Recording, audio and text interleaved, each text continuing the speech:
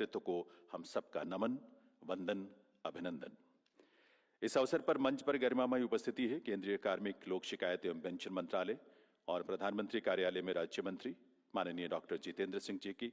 महोदय, आपका भी स्वागत अभिनंदन है इस अवसर पर। साथ ही मंच पर विराजमान हैं माननीय प्रधानमंत्री महोदय के प्रमुख सचिव द्वितीय श्री शक्तिकांत दास जी, कैबिनेट सचिव डॉक्टर टीवी सोमनाथन जी और केंद्रीय कार्मिक लोक शिकायत एवं पेंशन मंत्रालय में प्रशासनिक सुधार और लोक शिकायत विभाग के सचिव श्री वी श्रीनिवास जी। सामने सभागार में उपस्थित भारत सरकार के सभी वरिष्ठ अधिकारीगण, देश भर से पधारे और वर्चुअल मोड में इस कार्यक्रम से जुड़े सभी लोक सेवकों का भी इस राष्ट्रीय महत्व के कार्यक्रम में हार्दिक स्वागत अभिनंदन है। कार्यक्रम के आरंभ में मैं निवेदन करूंगा कैबिनेट सचिव डॉक्टर टीवी सोमनाथन से कि वे अपने स्वागत संबोधन के लिए अपने वेलकम एड्रेस के लिए पधारें। Doctor TV Somanathan.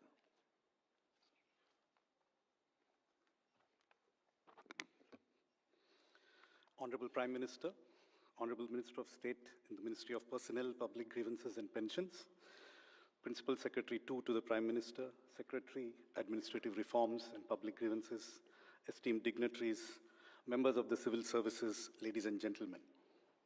I welcome you to this function on the occasion of the Civil Services Day 2025. The civil service is often referred to as the steel frame of a democratic government. We all know that steel is made from iron. In India, the steel frame exists because of the Iron Man, Sardar Vallabhbhai Patel. He had gone so far as to say, "You will not have a united India if you have not a good All India service which has the independence to speak out its mind." Civil Service Day is not intended as a mere ceremony or a celebration. Rather, it's a day for reflection. Both citizens and businesses often complain about difficulties in dealing with the government. While policies are made by the elected executive, civil servants are at the cutting edge of the interaction with citizens. There is still a big gap between what the public expects from the civil service and what is actually delivered. To bridge this gap, the Honorable Prime Minister has launched Mission Karmayogi. I can say without exaggeration that Mission Karmayogi is the world's largest civil service capacity building program. But its aim is not merely to enhance capabilities, it also aims to change the orientation of civil servants. One of the ongoing initiatives within Mission Karmayogi is a program to inculcate a spirit of service or Seva Bhav. Today's plenary and breakaway sessions will discuss various themes ranging from civil service reforms to urban governance and implementation of schemes. Besides being a day for reflection, Civil Services Day is also a day for recognition. The Prime Minister's Awards for Excellence in Public Administration are intended to recognize and encourage extraordinary and innovative work in public service delivery. Under the guidance of the Honorable Prime Minister, the Prime Minister's awards have changed in scale, in spirit, and in methodology. They now reflect a focus not just on achieving targets, but on delivering meaningful impact to citizens.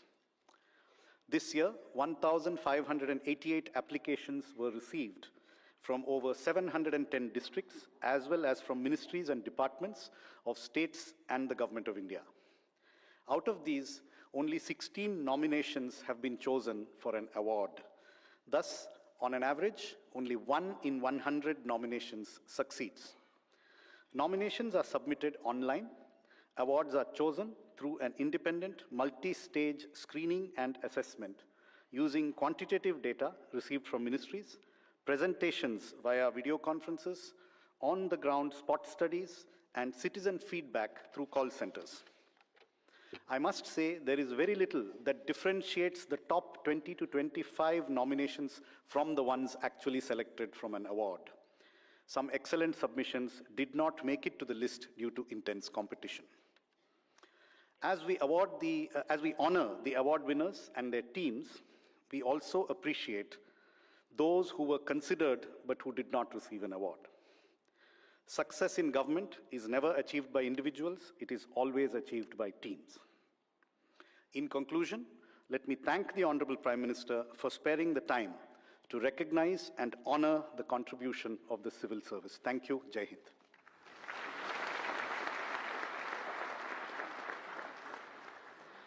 आभार cabinet सचिव महोदय का।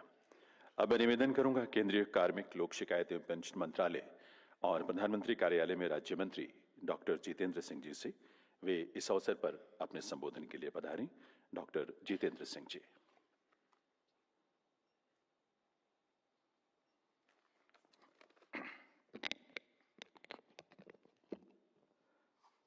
परम आदरणीय प्रधानमंत्री जी, सन 2014 में सरकार बनते ही आपने हमें एक मंत्र दिया था और वो मंत्र था मैक्सिमम गवर्नेंस मिनिमम गवर्नमेंट।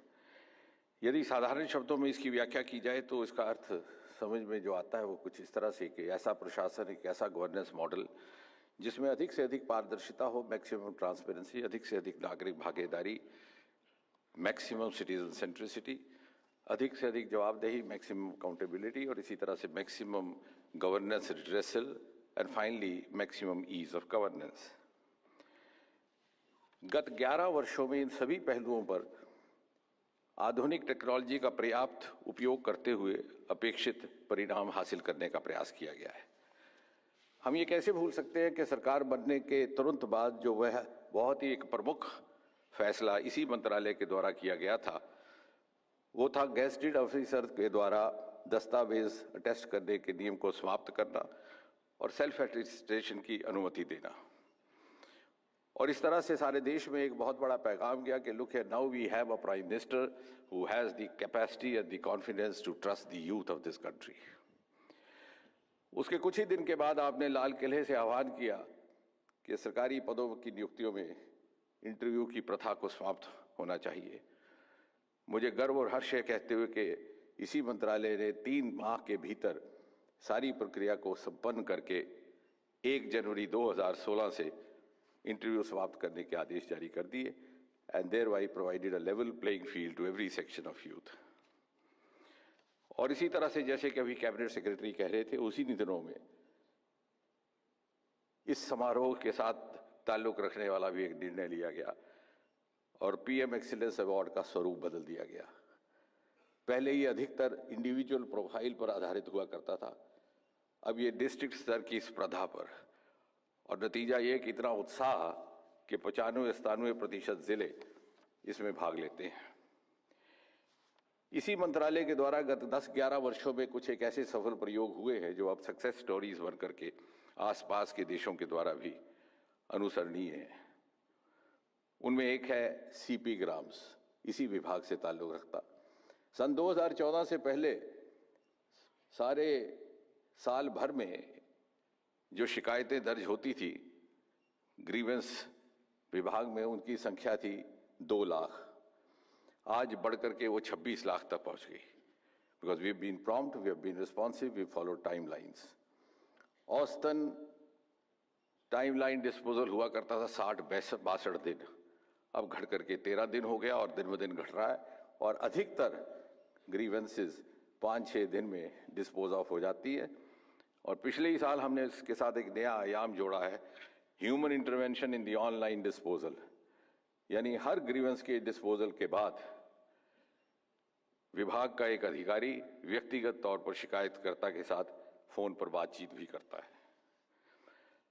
इसी तरह दूसरी सक्सेस स्टोरी रही डिजिटल लाइफ सर्टिफिकेट, वो भी इसी विभाग से। एक जमाना था जब बुजुर्गों को डॉक्टर के पास जाकर के अपने जिंदा होने का प्रमाण पत्र हासिल करना पड़ता था।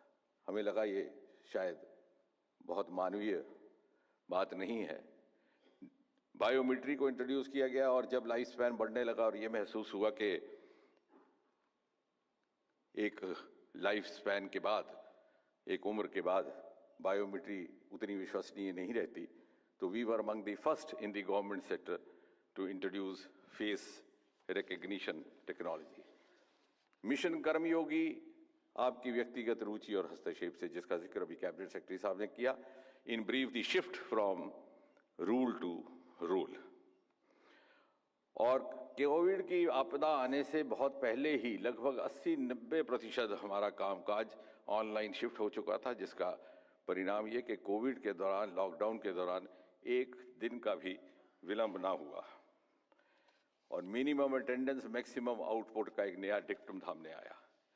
कुछ एक ऐसे प्रयोग और सफल प्रयोग जो आपके व्यक्तिगत रुचि और व्यक्तिगत हस्तक्षेप से संभव हो सके, उसमें से एक एस्पिरेशनल डिस्ट्रिक्ट, एक नया किस्म का प्रयोग जिसमें कि कम तरक्की याफ्ता जिले को 40-41 पैमानों पर विकसित करके दूसरे जिलों के स्तर पर लाना, N aspiration driven dynamic competitive development model, जिससे न केवल जिलों की एस्पिरेशन लेवल बढ़ा बल्कि it had a reflection on the society also. नतीजा आपके सामने है, जहां एक जमाने में सिविल सर्विसेज और IAS सीमित थे कुछ एक प्रदेशों तक, आंध्र प्रदेश, तमिलनाडु, केरला, बिहार, आज हमारे पास टॉपर्स हैं पंजाब से, टॉपर्स हैं हरियाणा से। There is a virtual democratisation of aspiration in this country. और इसी प्रकार आपकी पर्सनल इंटेलिजेंस एक दूसरा प्रयोग असिस्टेंट सेक्रेटरीज का, यानी कि अपने रिस्पेक्टिव स्टेट कार्डर में जाने से पहले कुछ समय केंद्र सरकार में गुजारना।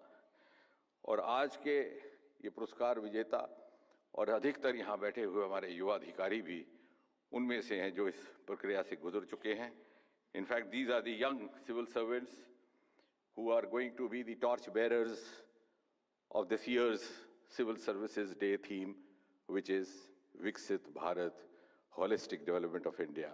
और आज से 22 वर्ष के बाद जब आज़ाद हिंदुस्तान अपनी 100वीं सालगिरह मनाएगा, देश शताब्दी उत्सव मनाएगा, तो आप ही में से कुछ भारत सरकार में सचिव होंगे, कुछ महासचिव होंगे, सरकार के नीति निर्धारक होंगे और आप ही कहलाएंगे प्रधानमंत्री मोदी जी के सपनों के विकसित भारत के रचनाकार। एक बार पुनः प्रधानमंत्री जी आपका बहुत बहुत धन्यवाद।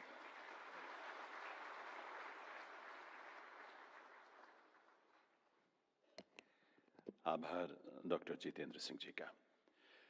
देवियों सज्जनों, स्वतंत्र भारत के इतिहास में वर्ष 2014 के बाद का समय रिफॉर्म, परफॉर्म और ट्रांसफॉर्म का रहा है। माननीय प्रधानमंत्री महोदय के विजन से प्रेरणा लेते हुए हमारे लोक सेवकों यानी सिविल सर्वेंट्स ने भी स्थानीय, राज्य और राष्ट्रीय स्तर पर ऐसी अनेक इनिशिएटिव्स को अपनाया है। सिविल एडमिनिस्ट्रेशन में ऐसे अनेक नवाचार किए हैं जिससे आम नागरिकों के जीवन में बहुत ही सकारात्मक बदलाव देखने को मिला है। आज 17वें सिविल सर्विसेज डे के अवसर पर ऐसे ही इनिशिएटिव्स को प्रधानमंत्री prime ministers awards for excellence in public administration के पुरस्कार से सम्मानित किया जाएगा, स्वयं प्रधानमंत्री महोदय के कर कमलों से। ऐसी इनिशिएटिव्स पर आधारित एक शॉर्ट फिल्म हमने तैयार की है। आइए पहले ये फिल्म देखते हैं।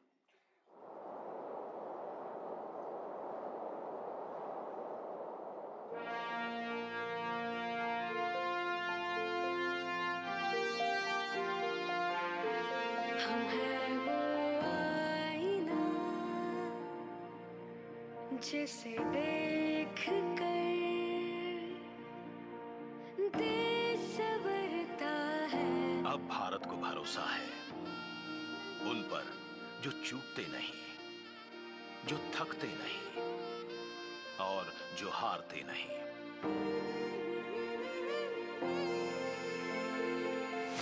जिन्हें साहस से परिणाम बदलना आता है। आज के देश को कल विकसित बनाना आता है। कोशिशों की तस्वीर में जीत का रंग भरने वाले ऐसे ही विजेताओं के विजय का उत्सव है prime ministers awards for excellence in public administration. इस भरोसे का बहुत ठोस कारण है आज का भारत आने वाले 25 साल की इस 21वीं शताब्दी के लॉन्ग टर्म विजन को ध्यान में रखते हुए एक के बाद एक कदम उठा रहा है, व्यापक स्तर पर काम कर रहा है। अब भारत को भरोसा है होलिस्टिक डेवलपमेंट के इन विजेताओं पर, जो सिर्फ मिसाल ही नहीं, हर अंधेरे को मिटाने वाली मशाल बने। हम हैं वो आईना जिसे देख कर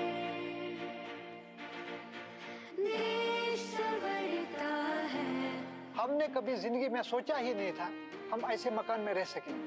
अब हमारा भी एक पता है। पीएम सूर्यग्रह मुफ्त बिजली योजना में सोलर लगाने के बाद एक तो लाइट का बिल खत्म हो गया है और ये फ्यूचर जनरेशन के लिए भी बहुत जरूरी है। যেতিয়া মই PM সৌৰনিধি লোনটো ললো, লোৱাৰ পিছত মই বস্তুখিনি ভাল বস্তু আনিছো, আপোনাৰ গ্ৰাহকবোৰ বহুত বাঢ়িছে। अब भारत को भरोसा है तरक्की की नई पहुंच पर, नई उन्नति पर, नई ऊंचाइयों पर, जिसकी कहानी कह रहे हैं एस्पिरेशनल ब्लॉक्स प्रोग्राम के विजेता। है वो रोशनी जिसे ओढ़ कर देश चमकता है। हमारे स्कूल में जब से ICT लैब आया है तो हमें कंप्यूटर चलाना बहुत अच्छे से आ गया है और मैं अब ऑनलाइन और ऑफलाइन के सभी काम आराम से कर लेती हूँ। ജലജീവ പദ്ധതി പ്രകാരം ഇപ്പൊ എല്ലാവർക്കും വെള്ളം ലഭിക്കുന്നുണ്ട്। ഇപ്പൊ എല്ലാവരുടെ കാര്യം ഭംഗിയായി നടക്കുന്നു। भारत को अब भरोसा है इनोवेशन पर, जिसकी आभा एक नई आशा को नया रूप देती है, जो संभावनाओं को हर सरहद से आजाद करती है, जिसके उदाहरण हैं हमारे विजेता। हमारे जागने का हौसला है ये, हमारी जीत की मंजिल गिराया है। পোষণ ট্যাগারের মধ্যে আমাদের একটাই লক্ষ্য আছে, কোনো মা এবং শিশু যাতে ছুটে না যায়। विश्वकर्मा स्कीम के जरिए हमारा हुनर ही हमारा सहारा बन गया है। শিক্ষা সেতু এপৰ দ্বাৰা ছাত্ৰ ছাত্ৰীসকলৰ শৈক্ষিক নথিপত্ৰসমূহ এতিয়া ডিজিটেলি সংৰক্ষণ কৰাটো বহুত সহজ হৈ পৰিছে। ब्रेल से संबंधित मेरी जो भी समस्या होती है मैं सुगम्य पुस्तकालय में आके अपनी समस्या का समाधान करती हूँ।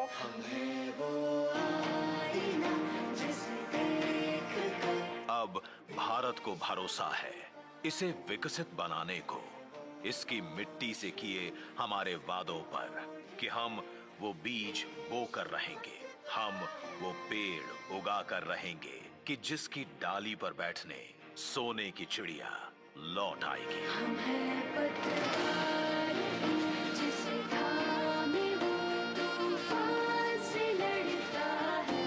हम हैं वो रोशनी जिसे ओढ़ कर देश चमकता है।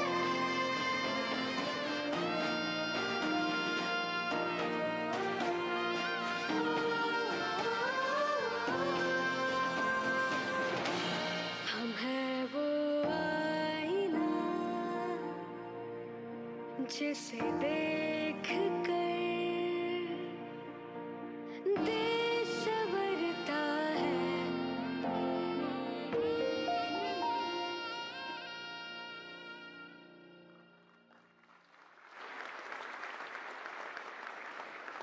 बहुत बहुत बधाई उन सभी सिविल सर्वेंट्स को जो इन इनिशिएटिव्स के सूत्रधार रहे और इसीलिए आज यहाँ उन्हें पुरस्कृत किया जाएगा।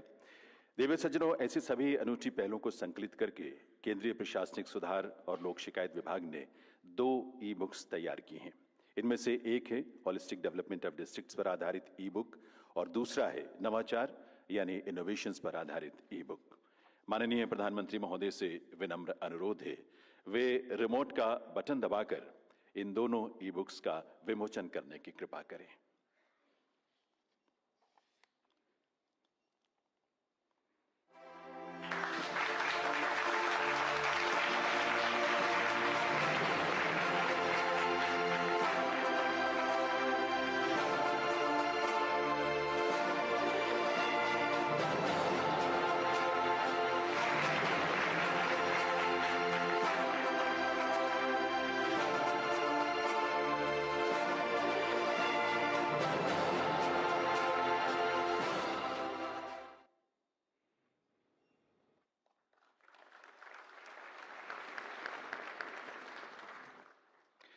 बहुत बहुत आभार माननीय प्रधानमंत्री महोदय का।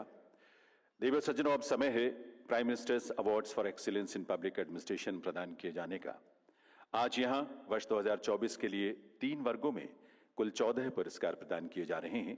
ये कैटेगरीज हैं innovation, holistic development of the districts और एस्पिरेशनल ब्लॉक प्रोग्राम। मैं माननीय प्रधानमंत्री महोदय से विनम्र आग्रह करूंगा मंच के अग्रभाग में पधार कर वे अपने करकमलों से ये पुरस्कार प्रदान करने की कृपा करें। माननीय मंत्री महोदय और मंचासीन अन्य विभूतियों से भी निवेदन है वे भी इस अवसर पर मंच के अग्रभाग में उपस्थित हों। देवियों सज्जनों, इनोवेशन यानी नवाचार के अंतर्गत केंद्रीय स्तर पर 2 पुरस्कार प्रदान किए जा रहे हैं। इस वर्ग में पहला पुरस्कार मिल रहा है केंद्रीय सूक्ष्म, लघु और मध्यम उद्यम मंत्रालय की पीएम विश्वकर्मा योजना को। पीएम विश्वकर्मा योजना, जिससे पारंपरिक कारीगरों और शिल्पकारों को मिल रहा है बिना गारंटी लोन, हुनर निखारने के लिए फ्री ट्रेनिंग और बाजार तक सीधी पहुंच। इस योजना के तहत अब तक 2,65,00,000 से अधिक लोगों ने आवेदन किया है। आत्मनिर्भरता के सपने को उड़ान दे दी पीएम विश्वकर्मा की टीम को शुभकामनाएं। पीएम विश्वकर्मा के लिए ये पुरस्कार प्राप्त कर रहे हैं केंद्रीय सूक्ष्म, लघु और मध्यम उद्यम मंत्रालय के सचिव श्री SCL दास। ट्रॉफी और प्रशस्ति पत्र प्रदान किया जा रहा है प्रधानमंत्री महोदय के करकमलों से। इनोवेशन के अंतर्गत केंद्र स्तर का दूसरा पुरस्कार प्रदान किया जा रहा है केंद्रीय महिला एवं बाल विकास मंत्रालय की पहल पोषण ट्रैकर को। देश के 8 करोड़ से अधिक बच्चों की सेहत की निगरानी में पोषण ट्रैकर एक महत्वपूर्ण भूमिका निभा रहा है। 24 भाषाओं में उपलब्ध इस ऐप के जरिए 14 लाख से ज्यादा आंगनबाड़ियों में बच्चों की सेहत, पोषण और सीखने पर रखी जा रही है सीधी नजर।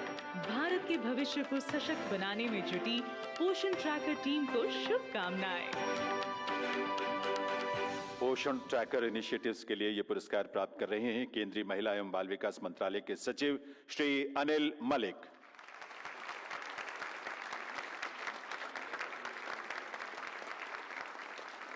इनोवेशन की कैटेगरी में राज्य स्तरीय पुरस्कार प्रदान किया जा रहा है असम सरकार की पहल शिक्षा सेतु अहम को।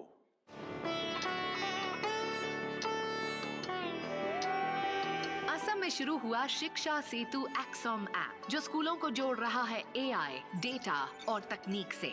50 लाख से ज्यादा छात्र और शिक्षक अब मोबाइल से चेहरा दिखाकर अटेंडेंस लगाते हैं। इसने घटाया गलत नामांकन, रोकी अनाधिकृत छुट्टियां और बचाया 100 करोड़ रुपए से ज्यादा सरकारी खर्च। शिक्षा में बदलाव ला रही शिक्षा सेतु टीम को शुभकामनाएं। शिक्षा सेतु अहम के लिए पुरस्कार प्राप्त करेंगे असम सरकार में समग्र शिक्षा के mission director doctor Om Prakash.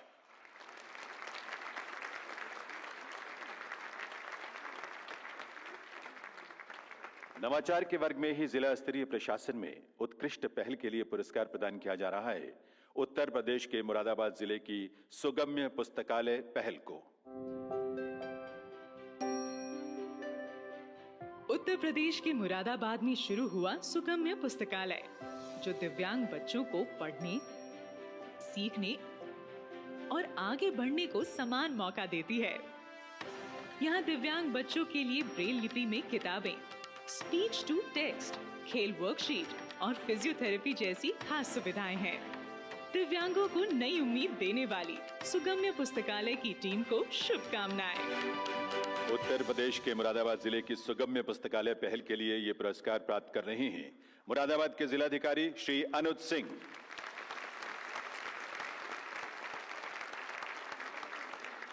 देवियों सज्जनों, पुरस्कारों का तीसरा वर्ग है होलिस्टिक डेवलपमेंट ऑफ डिस्ट्रिक्ट्स, यानी जिलों के समग्र विकास का।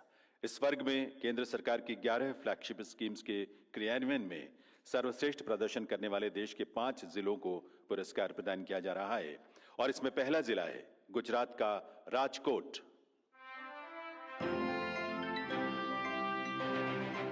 गुजरात राज्य का राजकोट जिला प्रशासन समग्र विकास की नई ऊंचाइयां छू रहा है। पीएम सूर्य घर से ऊर्जा में आत्मनिर्भरता, सक्षम आंगनबाड़ी और पोषण 2.0 से बच्चों और माताओं को बेहतर पोषण, पीएम जन आरोग्य योजना से स्वास्थ्य की सुरक्षा, पीएम आवास और किसान क्रेडिट कार्ड जैसी कई कल्याणकारी योजनाओं का लाभ 100% लाभार्थियों तक पहुंचाने के लिए टीम को शुभकामनाएं। गुजरात के राजकोट जिले की ओर से पुरस्कार प्राप्त कर रहे हैं वहां के जिला कलेक्टर श्री प्रभव जोशी।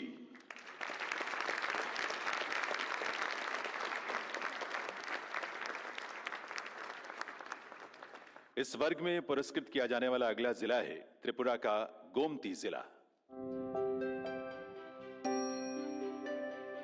त्रिपुरा राज्य का गोमती जिला प्रशासन आज समग्र विकास की राह पर तेजी से चल पड़ा है। मिशन इंद्रधनुष से बच्चों को सुरक्षा, पोषण अभियान से कुपोषण पर प्रहार, पीएम आवास से पक्की छत जैसी कई कल्याणकारी योजनाओं का लाभ 100% लाभार्थियों तक पहुंचाने के लिए टीम को शुभकामनाएं। त्रिपुरा के गोमती जिले के लिए पुरस्कार प्राप्त करेंगे वहां के कलेक्टर और डिस्ट्रिक्ट मजिस्ट्रेट श्री तरित कांति चकमा।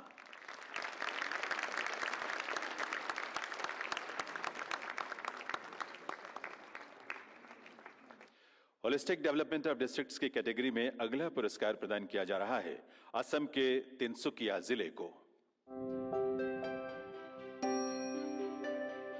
असम राज्य का तिनसुकिया जिला प्रशासन आज समग्र विकास की नई पहचान बन रहा है। हर घर जल योजना से पानी की पहुंच हो या सक्षम आंगनबाड़ी और पोषण 2.0, प्रधानमंत्री आवास योजना से गरीबों के लिए पक्की छत हो या पीएम जन आरोग्य जैसी कल्याणकारी योजनाओं का लाभ 100% लाभार्थियों तक पहुंचाने के लिए टीम को शुभकामनाएं। असम के तिनसुकिया जिले की ओर से ये पुरस्कार प्राप्त कर रहे हैं वहां के district collector Shri Swapnil Paul.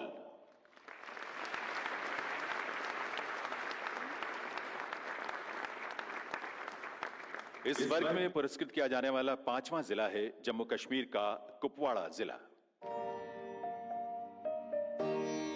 Jammu और कश्मीर राज्य का कुपवाड़ा जिला प्रशासन आज समग्र विकास की रोशनी से हो रहा है रोशन। मातृत्व को सशक्त करती पीएम मातृ वंदना योजना हो या बच्चों का सुरक्षा कवच मिशन इंद्रधनुष, पीएम जन आरोग्य योजना, पीएम स्वनिधि हो या किसान क्रेडिट कार्ड जैसी कई कल्याणकारी योजनाओं का लाभ 100% लाभार्थियों तक पहुंचाने के लिए टीम को शुभकामनाएं। जम्मू कश्मीर के कुपवाड़ा जिले की ओर से ये पुरस्कार प्राप्त कर रही हैं वहां के डिस्ट्रिक्ट कलेक्टर सुश्री आयुषी सूदन।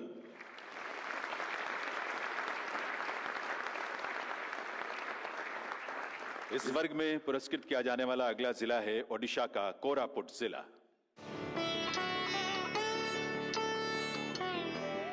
ओडिशा राज्य का कोरापुट जिला प्रशासन समग्र विकास की बन रहा मिसाल। मातृत्व को मजबूती देती मातृ वंदना योजना हो या पारंपरिक स्किल को संबल देती पीएम विश्वकर्मा, आत्मनिर्भरता को नया आयाम देती पीएम स्वनिधि हो या पीएम आवास या जन आरोग्य जैसी कई कल्याणकारी योजनाओं का लाभ 100% लाभार्थियों तक पहुंचाने के लिए टीम को शुभकामनाएं।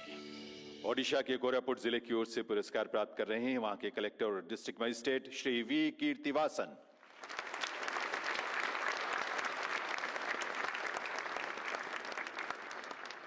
देवीय सज्जनों, वर्ष 2024 के prime ministers awards for excellence in public administration की तीसरी कैटेगरी है एस्पिरेशनल ब्लॉक्स प्रोग्राम की। इस वर्ग में भी कुल 5 पुरस्कार प्रदान किए जा रहे हैं।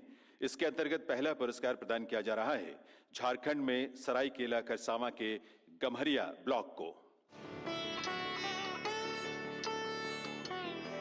झारखंड के गम्हरिया में एस्पिरेशनल ब्लॉक प्रोग्राम लिख रहा है विकास की नई कहानी। गांव में अब हो रही है डिजिटल स्वास्थ्य जांच और स्मार्ट पढ़ाई, आंगनबाड़ी बेहतर और महिलाएं आत्मनिर्भर हो रही हैं। हर घर जल, हर परिवार के सर पर अपनी छत जैसी कई पहलों से गम्हरिया की तस्वीर बदलने वाली टीम को शुभकामनाएं। झारखंड के गम्हरिया ब्लॉक की ओर से ये पुरस्कार प्राप्त कर रहे हैं सरायकेला खरसावां के district collector Shri Ravishankar Shukla.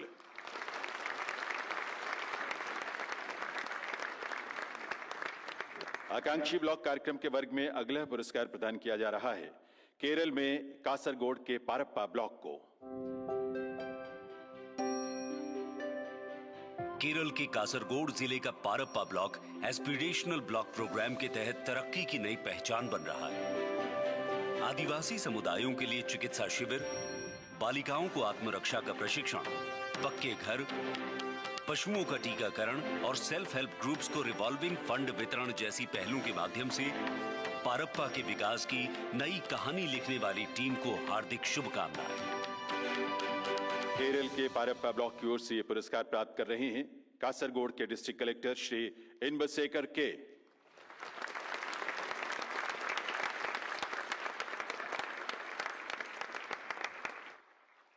Aspirational block programme के अंतर्गत पुरस्कृत किया जाने वाला अगला ब्लॉक है तेलंगाना राज्य के आदिलाबाद जिले का नारनूर ब्लॉक। तेलंगाना के आदिलाबाद जिले में नारनूर ब्लॉक में एस्पिरेशनल ब्लॉक प्रोग्राम के तहत हो रहे हैं व्यापक बदलाव। पोर्टेबल एक्सरे से टीबी की समय रहते पहचान, महुआ लड्डू से पोषण की मिठास, साइंस टेक्नोलॉजी लैब, जैविक 3 स्तरीय खेती और सीएससी सेंटर जैसी कई पहलों से नारनूर के विकास को नई उड़ान देने वाली टीम को शुभकामनाएं। नारनूर ब्लॉक के लिए पुरस्कार प्राप्त कर रहे हैं आदिलाबाद के कलेक्टर और डिस्ट्रिक्ट मजिस्ट्रेट श्री राजर्षि शाह।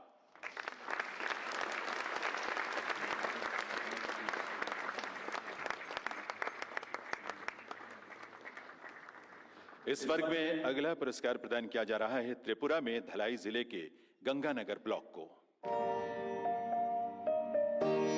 त्रिपुरा के धलाई जिले का Ganganagar block aspirational block programme के तहत बदल रहा है। आंगनबाड़ी केंद्रों से मिल रहा है नियमित पोषण, डिजिटल बोर्ड से पढ़ाई बन रही है रोचक, महिलाएं एसएचजी और डिजिटल पेमेंट से बन रही हैं आत्मनिर्भर, कचरा प्रबंधन, पक्के घर जैसी कई पहलों से गंगानगर की प्रगति को नए आयाम देने वाली टीम को शुभकामनाएं।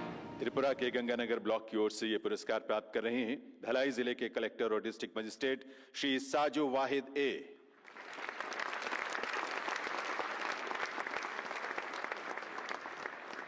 एस्पिरेशनल ब्लॉक प्रोग्राम के वर्ग में 5वां पुरस्कार प्रदान किया जा रहा है मध्य प्रदेश में जिला झाबुआ के रामा ब्लॉक को। मध्य प्रदेश के झाबुआ जिले में रामा ब्लॉक में एस्पिरेशनल ब्लॉक प्रोग्राम प्रगति को दे रहा है गति। मोटी आई जैसे अभियानों से ट्राइबल क्षेत्रों में सेहत बनी प्राथमिकता, मृदा कार्ड से किसानों की मदद, हर घर जल और आवास योजना जैसी कई पहलों से झाबुआ की तरक्की को नई ऊंचाई देने वाली टीम को शुभकामनाएं। मध्य प्रदेश के रामा ब्लॉक की ओर से ये पुरस्कार प्राप्त कर रही हैं झाबुआ की कलेक्टर और डिस्ट्रिक्ट मजिस्ट्रेट सुश्री नेहा मीणा।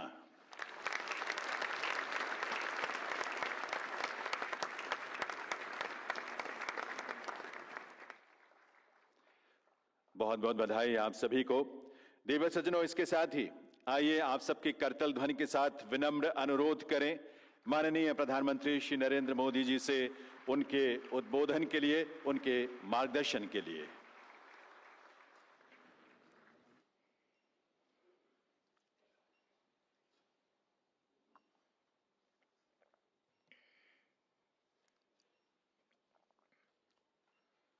मंत्रिमंडल के मेरे सहयोगी डॉक्टर जितेंद्र सिंह जी, शक्तिकांत दास जी, डॉक्टर सोमनाथन जी, अन्य वरिष्ठ अधिकारीगण, देश भर से जुड़े सिविल सर्विसेज के सभी साथी, देवी और सज्जनों, आप सभी को सिविल सर्विसेज डे की बहुत बहुत शुभकामनाएं।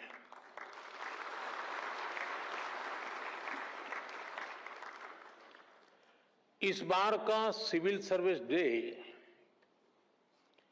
कई वजहों से बहुत विशेष है। इस साल हम अपने संविधान का 75वां वर्ष मना रहे हैं और ये सरदार वल्लभ भाई पटेल जी की 150वीं जयंती का भी साल है। 21 अप्रैल 1947 को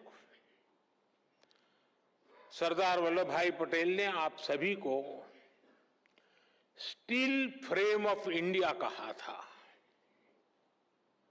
उन्होंने स्वतंत्र भारत की ब्यूरोक्रेसी की नई मर्यादाएं तय की थी। एक ऐसा सिविल सर्वेंट जो राष्ट्र की सेवा को अपना सर्वोत्तम कर्तव्य माने, जो लोकतांत्रिक तरीके से प्रशासन चलाए, जो ईमानदारी से, अनुशासन से, समर्पण से भरा हुआ हो, जो देश के लक्ष्यों के लिए दिन रात काम करे। आज जब हम विकसित भारत बनाने के संकल्प के साथ आगे बढ़ रहे हैं, तो सरदार वल्लभ भाई पटेल की ये बातें और ज्यादा प्रासंगिक हो जाती हैं। मैं आज सरदार साहब के विजन को नमन करता हूं और उनको भावभीनी श्रद्धांजलि भी देता हूं। साथियों, कुछ समय पहले मैंने लाल किले से कहा था कि आज के भारत को आने वाले 1000 साल की नींव को मजबूत करना है। एक हिसाब से देखें तो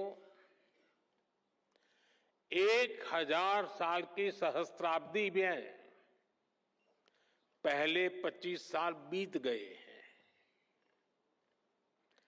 ये नई शताब्दी का 25वां साल है और नए मिलेनियम यानी नई सहस्त्राब्दी का भी 25वां साल है। हम आज जिन नीतियों पर काम कर रहे हैं, जो निर्णय ले रहे हैं, वो 1000 साल का भविष्य तय करने वाले हैं। हमारे शास्त्रों में कहा गया है, यथा ही एकेन चक्रेण नरथस्य गति ही भवेत् एवं पुरुष कौर्ण बिना दैवम न सिद्ध्यति। यानी जैसे एक चक्र से रथ नहीं चल सकता है, उसी प्रकार बिना मेहनत के सिर्फ भाग्य के भरोसे सफलता नहीं मिलती। विकसित भारत के हमारे लक्ष्य की प्राप्ति के लिए भी विकास रथ के हर चक्र को मिलकर चलना है। दृढ़ प्रतिज्ञ होकर हर दिन, हर क्षण इस लक्ष्य के लिए काम करना है। लक्ष्य को प्राप्त करने के लिए जीना है, जिंदगी खपानी है। साथियों, आज हम पूरी दुनिया को तेज गति से बदलते हुए देख रहे हैं। अपने परिवार में भी आप देखते होंगे कि परिवार में अगर 10-15 साल का बच्चा है और जब उससे बात करते हैं तो आप फील करते हैं आप आउटडेटेड हैं। ये इसलिए होता है क्योंकि समय बहुत तेजी से बदल रहा है। हर 2-3 साल में गैजेट्स कैसे बदल रहे हैं, कुछ समझे सीखे उसके पहले नया आ जाता है। हमारे छोटे छोटे बच्चे इन तेज बदलावों के साथ बड़े हो रहे हैं। हमारी ब्यूरोक्रेसी, हमारा कामकाज, हमारी पॉलिसी मेकिंग भी पुराने ढर्रे पर नहीं चल सकती। इसलिए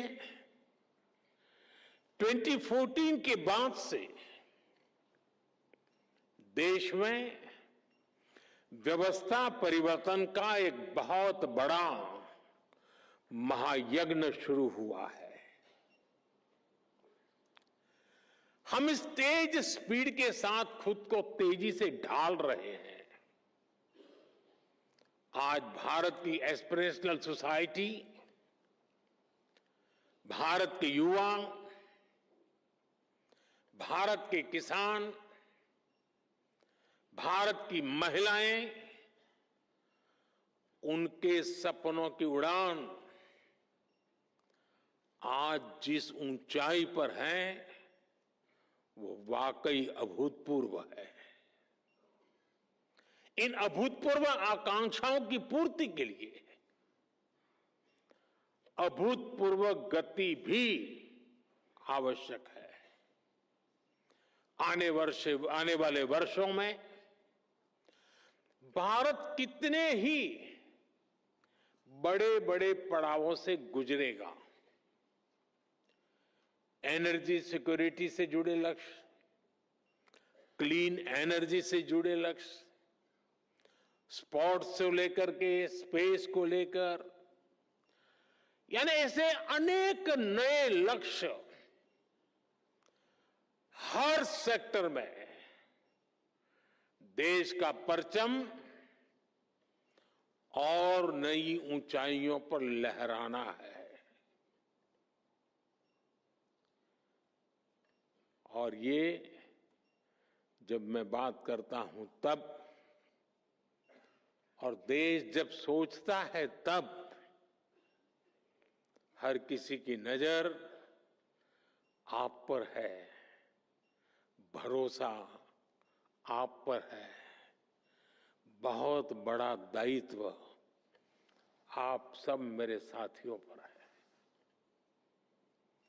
आपको जल्द से जल्द भारत को दुनिया की तीसरी सबसे बड़ी इकोनॉमी भी बनाना है। इस काम में विलंब न हो, ये हम सभी को सुनिश्चित करना है। साथियों, मुझे खुशी है कि इस बार सिविल सर्विसेज डे के थीम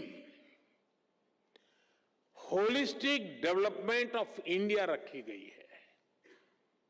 ये सिर्फ एक थीम नहीं है, ये हमारा कमिटमेंट है। देश की जनता से हमारा वादा है। होलिस्टिक डेवलपमेंट ऑफ इंडिया यानी no village left behind, no family left behind, no citizen left behind. असल प्रगति का मतलब छोटे बदलाव नहीं, बल्कि फुल स्केल इंपैक्ट होता है। हर घर में क्लीन वाटर, हर बच्चे को क्वालिटी एजुकेशन, हर एंटरप्रेन्योर को फाइनेंशियल एक्सेस और हर गांव को डिजिटल इकोनॉमी का लाभ। ऐसी ही बातें हैं जो होलिस्टिक डेवलपमेंट, मैं मानता हूं क्वालिटी इन गवर्नेंस सिर्फ स्कीम्स लॉन्च करने से नहीं आती, बल्कि क्वालिटी इन गवर्नेंस इससे तय होती है कि वो स्कीम कितनी गहराई तक जनता के बीच पहुंची और उसका कितना रियल इंपैक्ट हुआ।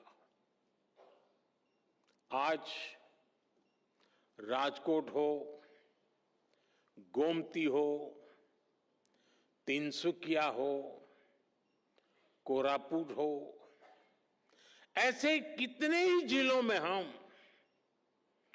यही इम्पैक्ट देख रहे हैं। स्कूल में अटेंडेंस बढ़ाने से लेकर सोलर पावर तक अनेक जिलों ने बहुत अच्छा काम किया और जो तय किया वो पूरा करके दिखाया और उसमें से कई जिलों को आज पुरस्कार दिया गया है। मैं इन सभी जिलों और योजनाओं से जुड़े साथियों को भी आज विशेष बधाई देता हूं। साथियों, बीते 10 सालों में भारत ने इंक्रीमेंटल चेंज से आगे बढ़कर इंपैक्टफुल ट्रांसफॉर्मेशन तक का सफर देखा है। आज भारत का governance model next generation reform पर फोकस कर रहा है। हम टेक्नोलॉजी और इनोवेशन और इनोवेटिव प्रैक्टिसेस के जरिए सरकार और नागरिकों के बीच की दूरी समाप्त कर रहे हैं। इसका इम्पैक्ट ग्रामीण और शहरी क्षेत्रों के साथ साथ दूर दराज के इलाकों में भी दिख रहा है। आपसे एस्पिरेशनल डिस्ट्रिक्ट की कई बार चर्चा हुई है, लेकिन एस्पिरेशनल ब्लॉक्स की सफलता भी उतनी ही शानदार है। आप जानते हैं, ये प्रोग्राम 2 साल पहले जनवरी 2023 में लॉन्च हुआ था। सिर्फ 2 साल में इन ब्लॉक्स ने जो बदलाव दिखाए हैं वो अभूतपूर्व है। इन ब्लॉक्स में हेल्थ, न्यूट्रिशन, सोशल डेवलपमेंट और बेसिक इंफ्रास्ट्रक्चर के कई इंडिकेटर्स में शानदार प्रगति हुई है और कुछ स्थान पर तो राज्य की एवरेज से भी आगे निकल गए हैं। राजस्थान के टोंक जिले के पीपलू ब्लॉक में 2 साल पहले आंगनवाड़ी सेंटर्स में बच्चों की मेजरमेंट एफिशिएंसी सिर्फ 20% थी। अब ये 99% से भी ज्यादा हो गई है।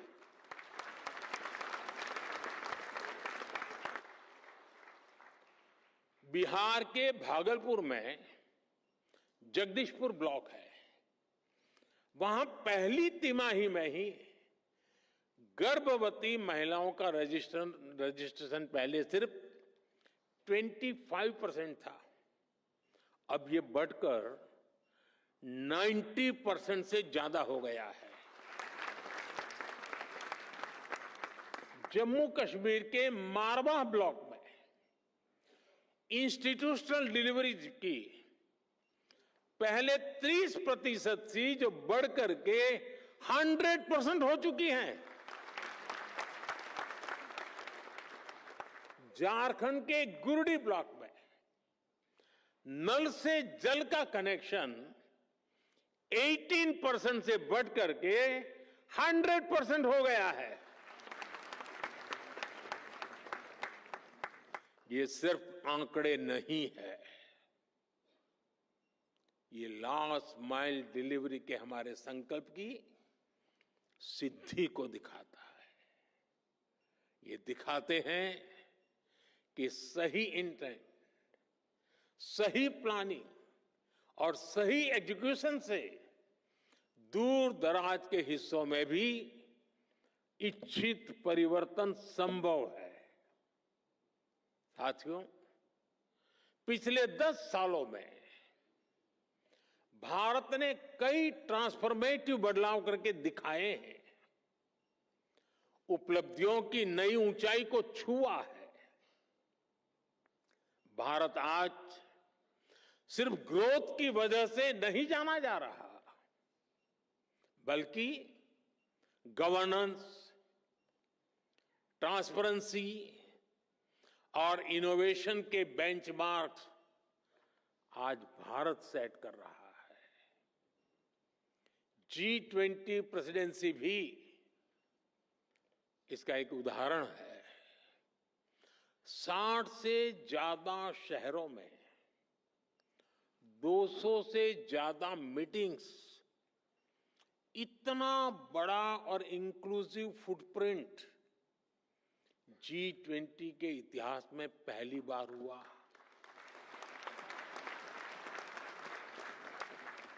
और यही तो होलिस्टिक अप्रोच है। जन भागीदारी की अप्रोच ने G20 को एक जन आंदोलन बना दिया। स्कूल में 8वीं कक्षा का बच्चा भी चर्चा करता था G20 हो रही है, और दुनिया ने भी माना India is not just participating, it is leading. साथियों, आजकल हम गवर्नमेंट एफिशिएंसी की भी बहुत चर्चा सुनते हैं, लेकिन भारत इसमें भी दुनिया के दूसरे देशों से 10-11 साल आगे हैं।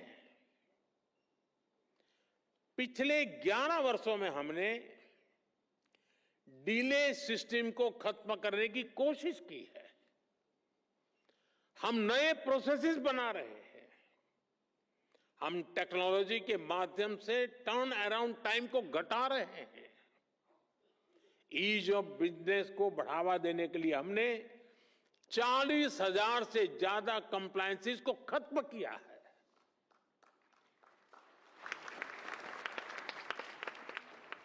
हमने 3400 से ज्यादा लीगल प्रोविजंस को भी डीक्रिमिनलाइज कर दिया है। मुझे याद है, जब हम कंप्लायंसेस का बर्डन कम करने के लिए काम कर रहे थे, जब व्यापार कारोबार के दौरान होने वाली कुछ गलतियों को डीक्रिमिनलाइज कर रहे थे, तो मेरे लिए आश्चर्य था, कुछ कोने में विरोध के स्वर भी उठा करते थे। कई लोग कहते थे, आज तक नहीं हुआ, आप क्यों कर रहे हैं? चलता है, चलने दो, इससे आपको क्या फर्क पड़ता है? कंप्लायंस करने दीजिए, आप क्यों अपना काम खुद बढ़ा रहे हैं? चारों तरफ से चर्चाएं चलती थी, दबाव आते थे, लेकिन जिस लक्ष्य को प्राप्त करना था, उस लक्ष्य का दबाव इन दबावों से ज्यादा था। और इसलिए हम दबावों से दबे नहीं, हम लक्ष्य के लिए चल पड़े। हम पुरानी लीक पकड़कर चलेंगे तो हमें नए परिणाम मिलना मुश्किल है। जब हम कुछ अलग करेंगे, और तभी तो अलग परिणाम भी मिलेंगे। और आज इसी सोच की वजह से हमारी ease of doing business ranking में काफी सुधार हुआ है। आज दुनिया भारत में निवेश करने के लिए बहुत उत्सुक है, और ये हमारा काम है कि हम अवसर जाने न दें। हमें इस अवसर का पूरा लाभ उठाना है। हमें राज्यों के स्तर पर, जिला और ब्लॉक स्तर पर रेड टेप की हर गुंजाइश को खत्म करना है। तभी आप राज्यों के स्तर पर, जिला स्तर पर अपने लक्ष्यों को प्राप्त कर पाएंगे। साथियों, पिछले 10-11 साल की देश की जो सफलताएं रही है, उन्होंने विकसित भारत की नींव को बहुत मजबूत किया है। आज देश इस मजबूत नींव पर विकसित भारत की भव्य इमारत का निर्माण शुरू कर रहा है। लेकिन निर्माण की इस प्रक्रिया में हमारे सामने चुनौतियां कम नहीं है। भारत अब दुनिया का सबसे अधिक जनसंख्या वाला देश बन चुका है। ऐसे में बेसिक सुविधाओं की सैचुरेशन हमारे लिए प्राथमिकता होनी चाहिए। आपको लास्ट माइल डिलीवरी पर हमेशा बहुत ज्यादा फोकस करते रहना है। समय के साथ देशवासियों की नीड्स और एस्पिरेशंस दोनों तेजी से बदल रही है। अब सिविल सर्विस को कंटेम्पररी चैलेंजेस के हिसाब से खुद को एडेप्ट करना होगा, तभी वो रिलेवेंट बनी रह सकती है। हमें खुद के लिए नई नई कसौटियां भी नित्य बनाते रहना होगा और हर कसौटी को पार करते रहना होगा। और सफलता की सबसे बड़ी कुंजी यही है कि खुद को चुनौती देते रहो। कल किया था वो संतोष के लिए नहीं था, कल जो पाया था वो चुनौती का कारण बनना चाहिए ताकि कल मैं उससे ज्यादा कर पाऊं। अब सिर्फ पिछली सरकारों से तुलना करके अपने काम, अपनी परफॉर्मेंस को हम तय नहीं कर सकते। मेरे पहले डिस्ट्रिक्ट में फलाने भाई थे, उन्होंने इतना किया, मैंने इतना कर दिया, जी नहीं। अब हमें अपनी कसौटी बनाना है 2047 के विकसित भारत के लक्ष्य से हम कितना दूर है, हम कहां तक पहुंचे हैं। वो हिसाब किताब का वक्त समाप्त हो चुका है। अब जहां है वहां से जहां जाना है वहां अभी कितनी दूरी बाकी है, उस दूरी को पाटने का मेरा रोड मैप क्या है, मेरी गति क्या है, और मैं औरों से जल्दी 2047 तक कैसे पहुंच करके सारे लक्ष्यों को प्राप्त कर लूं। यही हमारा सपना, यही हमारा मकसद, यही हमारा लक्ष्य होना चाहिए।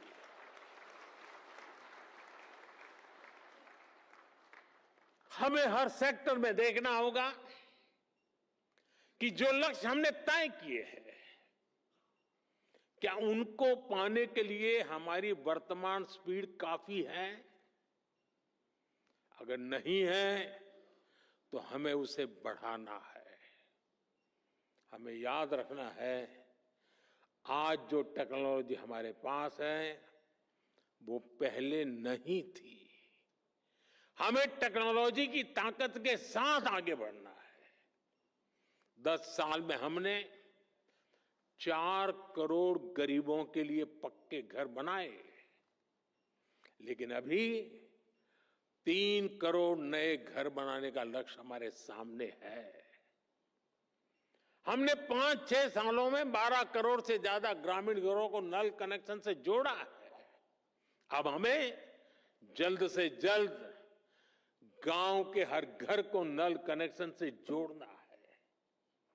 10 साल में हमने गरीबों के लिए 11 करोड़ से ज्यादा शौचालय बनाए। अब हमें वेस्ट मैनेजमेंट से जुड़े नए लक्ष्यों को जल्द से जल्द प्राप्त करना है।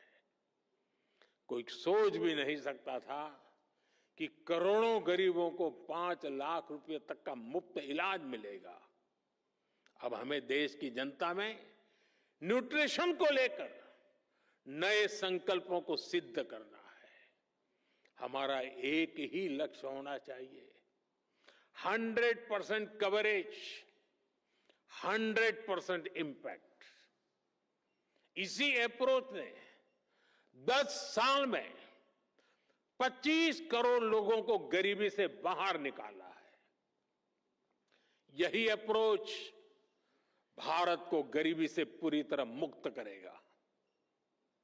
साथियों, एक दौर ऐसा था जब ब्यूरोक्रेसी का रोल एक रेगुलेटर का होता था,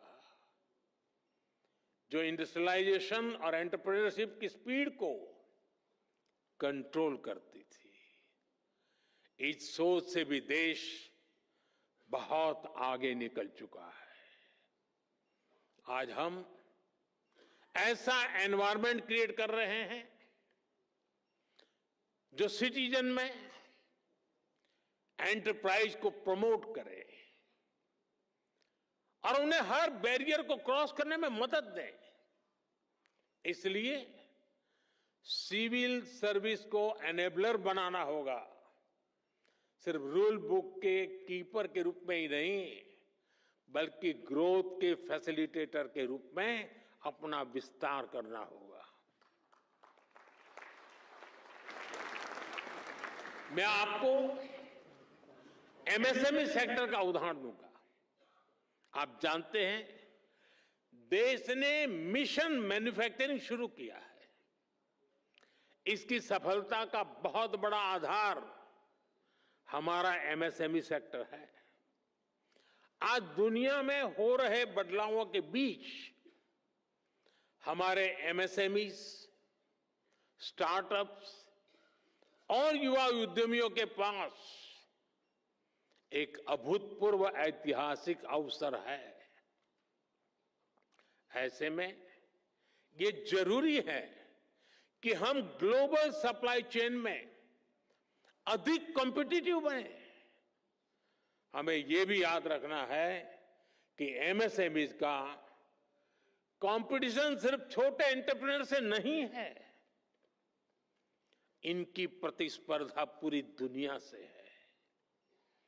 अगर एक छोटे से देश में किसी इंडस्ट्री के पास हमसे बेहतर ईज ऑफ कंप्लायंसेस है, तो वो हमारे देश के स्टार्टअप का ज्यादा मजबूती से मुकाबला करेगा। इसलिए हमें ये निरंतर देखना होगा कि ग्लोबल बेस्ट प्रैक्टिसेस में हम कहां स्टैंड कर रहे हैं।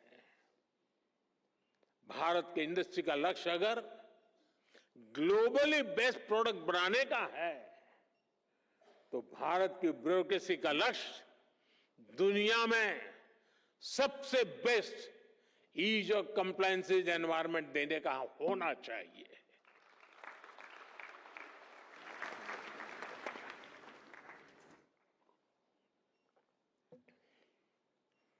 साथियों, आज की टैग ड्रिवन दुनिया में सिविल सर्वेंट्स, उसको ऐसी स्किल चाहिए जो न उन्हें सिर्फ टेक्नोलॉजी समझने में मदद करे, बल्कि उसे स्मार्ट और इंक्लूसिव गवर्नेंस के लिए इस्तेमाल भी कर सके। In the age of technology, governance is not about managing systems. It is about multiplying possibilities. हमें टैक्स से भी होना पड़ेगा ताकि हर पॉलिसी और स्कीम को टेक्नोलॉजी के जरिए ज्यादा एफिशिएंट और एक्सेसिबल बनाया जा सके।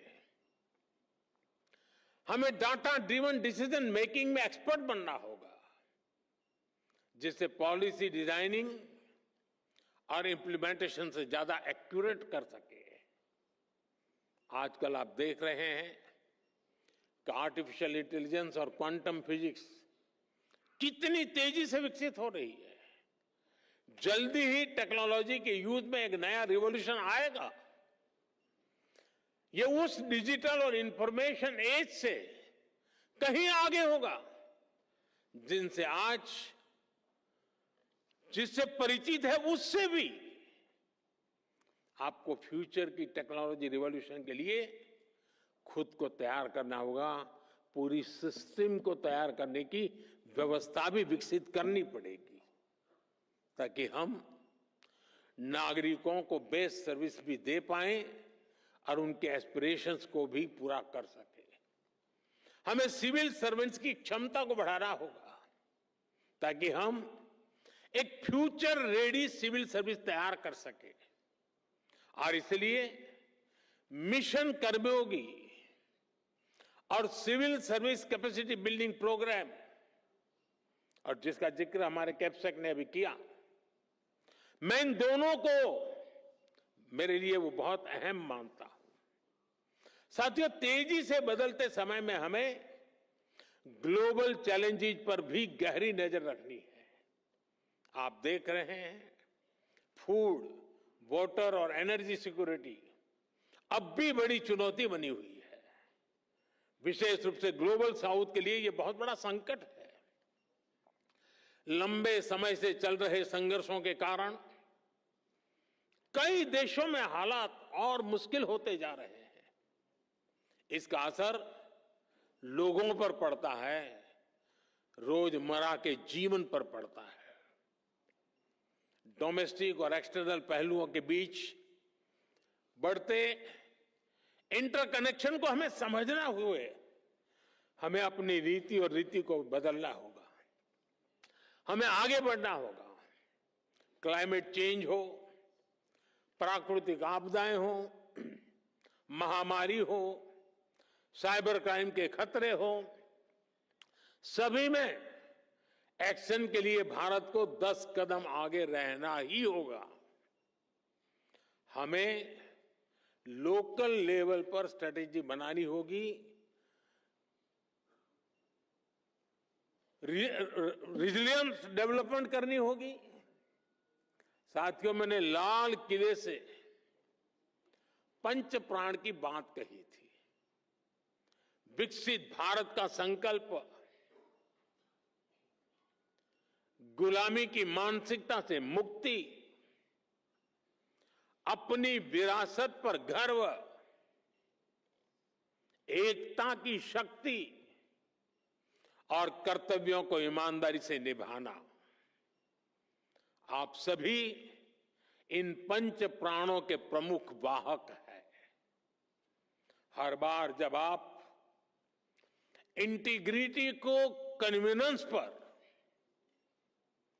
इनोवेशन को इनर्शिया पर या सर्विस को स्टेटस पर प्राथमिकता देते हैं, तब आप राष्ट्र को आगे बढ़ाते हैं। मुझे आप पर पूरा भरोसा है। वो युवा अधिकारी जो अपनी प्रोफेशनल जर्नी में कदम रख रहे हैं, आज उन सभी से मैं एक और बात कहूंगा।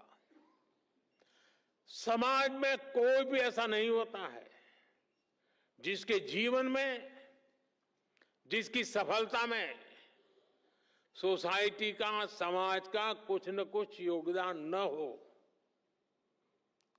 समाज के योगदान के बिना किसी के लिए भी एक कदम भी आगे बढ़ना मुश्किल होता है। और इसलिए हर कोई अपने अपने सामर्थ्य के हिसाब से समाज को लौटाना चाहता है। आप सभी तो बहुत भाग्यशाली हैं कि आपके पास समाज को लौटाने का इतना बड़ा अवसर आपके पास है। आपको देश ने, समाज ने बहुत बड़ा मौका दिया है कि आप ज्यादा से ज्यादा समाज को लौटाएं। साथियों, ये वक्त सिविल सर्वेंट्स के रिफॉर्म को री इमेजिन करने का है। हमें रिफॉर्म्स की पेस बढ़ानी है, स्केल भी बढ़ानी है। इंफ्रास्ट्रक्चर हो, रिन्यूएबल एनर्जी के लक्ष्य हो, इंटरनल सिक्योरिटी की बात हो, करप्शन को खत्म करने का हमारा मिशन हो, सोशल वेलफेयर स्कीम्स हो, ओलंपिक्स से जुड़े, स्पोर्ट्स से जुड़े लक्ष्य हो, हर सेक्टर में हमें नए रिफॉर्म्स करने हैं। हमने अब तक जितना अचीव किया है, अब उससे भी कई गुना ज्यादा हासिल करके दिखाना है। और इन सब के बीच हम सबको हमेशा हमेशा एक बात याद रखनी है, no matter how technology driven the world becomes, we should never forget the importance of human judgement.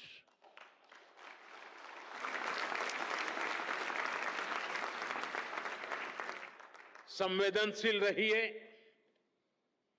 गरीब की आवाज सुनिए, गरीब की तकलीफ समझिए, उनका समाधान करना अपनी प्राथमिकता बनाइए। जैसे अतिथि देवो भव होता है, वैसे ही नागरिक देवो भव, इस मंत्र को लेकर के हमें चलना है।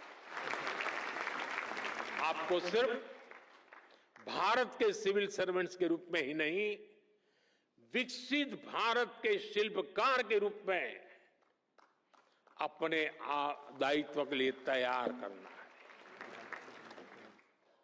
वो एक वक्त था, आप सिविल सर्वेंट बने, सिविल सर्वेंट के रूप में आगे बढ़े और आज भी सिविल सर्वेंट के रूप में सेवा कर रहे हैं। लेकिन अब वक्त बदल चुका है साथियों। मैं जिस रूप में आने वाले भारत को देख रहा हूं, जिन सपनों को मैं हिंदुस्तान के 140 करोड़ देशवासियों की आंखों में देख रहा हूं, और इसलिए मैं अब कह रहा हूं कि आप सिर्फ सिविल सर्वेंट नहीं हैं, आप नए भारत के शिल्पकार हैं।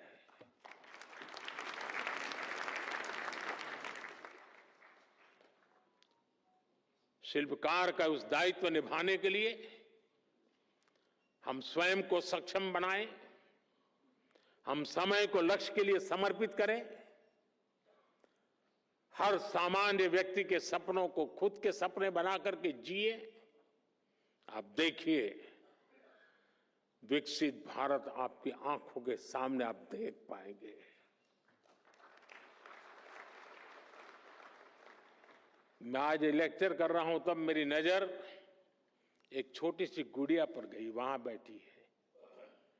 हो सकता है वो 2047 में शायद यहां कहीं बैठी होगी। ये सपने हमारे होने चाहिए, विकसित भारत का यही हमारा लक्ष्य होना चाहिए। बहुत बहुत शुभकामनाएं, बहुत बहुत धन्यवाद। प्रिय सज्जनों, आइए हम अपने अपने स्थान पर खड़े होकर हृदय से आभार व्यक्त करें माननीय प्रधानमंत्री श्री नरेंद्र मोदी जी का, उनके प्रेरक संबोधन के लिए, उनके मार्गदर्शन के लिए। महोदय, आपका चिंतन, आपके विचार और आपकी वाणी का ओज विकसित भारत के प्रति हमारे संकल्पों को और मजबूती प्रदान करते हैं।